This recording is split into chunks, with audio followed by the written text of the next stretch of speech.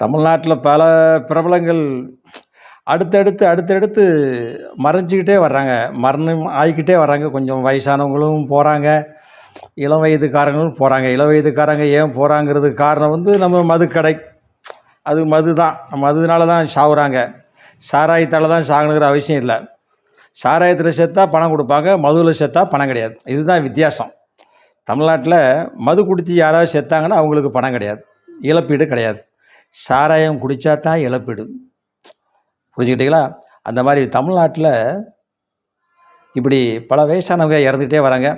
ஒரு சிலருக்கு சந்தோஷம், அப்பாடா போய் தொலைஞ்சான்டா அப்படின்னு. அப்பனி எப்பொழுது சாவான், திண்ணை எப்பொழுது காலியாகும் அப்படின்னு சில பேர் நின்றுக்கிறாங்க என்றாங்கல்ல. பாருங்கள், நிறையா விஷயங்களை நம்ம நாட்டு நடப்புகளை தெரிஞ்சுக்கணும்.